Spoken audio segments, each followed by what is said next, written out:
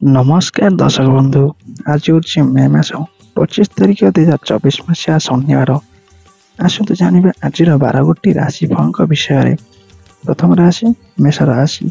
आज बंधु साहाय्य और सहयोग पाई स्थगित काम त्वरान्वित करेंगे। कृत्तिका नक्षत्र शिल्प वाणिज्य व्यवसाय आशाजनक लाभ करें। सभा समिति राजनीति संगठन तथा अध्यापन क्षेत्र में प्रशंसा मिल। कर्म क्षेत्र में एकाधिक काम हाथ को नहीं व्यस्त विब्रत हो पारती। परवर्ती राशि वृष राशि। कूटनैतिक कौशल प्रयोग कर कार्य हासिल समर्थ हे। बंधु निकट प्रशंसा और प्रोत्साहन पाई मनोबल बढ़। कर्म क्षेत्र में लगी रही समस्या जनित टेंशन अपराह दूर हम। मृगशिरा नक्षत्र कचेरी मामलें बाधित पड़े मनस्ताप करें। परवर्ती राशि मिथुन राशि। आपण किछि मिथ्या प्रतिशत दे कार्य हासिल लगी चेष्टा करें। सब सुविधा थिले प्रतिकूल परिस्थिति चाप बढ़ी पारे। पारिपार्श्विक परिवेश अतीत घटना नहीं विवादित परिस्थिति सृष्टि हो। आराधना नक्षत्र आलोचना परिप्रेक्षी मन कथा मन में रखिपारे नहीं। परवर्ती राशि कर्कट राशि। शारीरिक अवशुद्धता केतेकांश मानसिक स्थिति को दुर्बल करदेव। अभाव असुविधा नथिले पूर्व कह लगी बंधुटी प्रति सतर्क रुहतु। काम गुड़िक सुरुखुरे संपन्न होगा सकाशे अन्य मानक साहाय्य नेवाक बाध्य हेबे। विश्लेषण नक्षत्र पर कथार पड़ी निज लोक भूल बुझीपारती। परवर्ती राशि सिंह राशि। सामग्रिक सुख सुविधा पाइबा सह प्रत्येक काम को निरंकुश भाव में कर समर्थ हेबे। किंतु आत्मीय परोक्ष शत्रुता हेतु मानसिक शांति बाधित हो पारे। परिस्थितिर गुरुत्व उपलब्धि कर आलोचना समय नीरव रहा बाध्य हे। पूर्व फाल्गुनी नक्षत्र स्वास्थ्य प्रति ध्यान देना जरूरी अटे। परवर्ती राशि कन्या राशि। आज आपण चिंताधारा अनुजाई कम गुड़िक होबारे असुविधा जुटव ना। बंधु उपर वृथा सन्देह करतु ना बर विश्वास कर उपकृत हे। बहुत दिन रही आसी बकिया अर्थ आदाय कर सक्षम हे। हस्ता नक्षत्र कर्म क्षेत्र में पदस्थ व्यक्ति सानिध्य लाभ करें। परवर्ती राशि तुला राशि।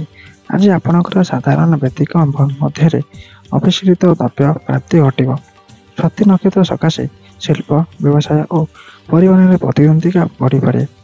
पारिवारिक समस्या समाधान क्षेत्र में बंधु साहाय्य कर कला साहित्य संगीत और चलचित्र क्षेत्र में प्रतिद्वंदितार सम्मुखीन हेबे।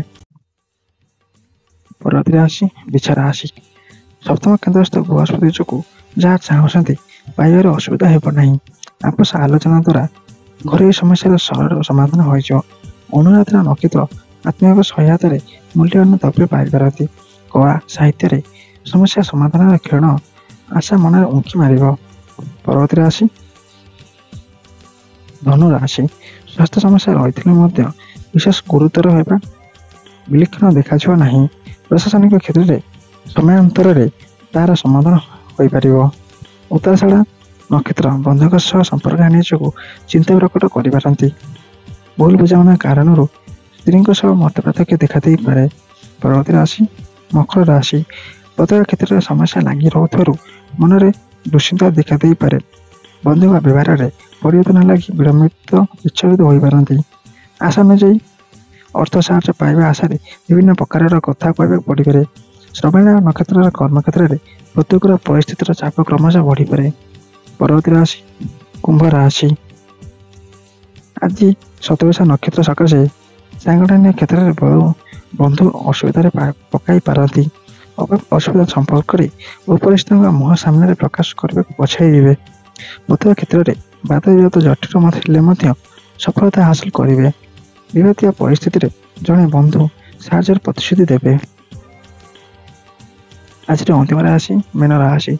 असमर्थित सूत्र सुना कथा को विश्वास कर कौन कम कले असुविधार सम्मुखीन हो पारती।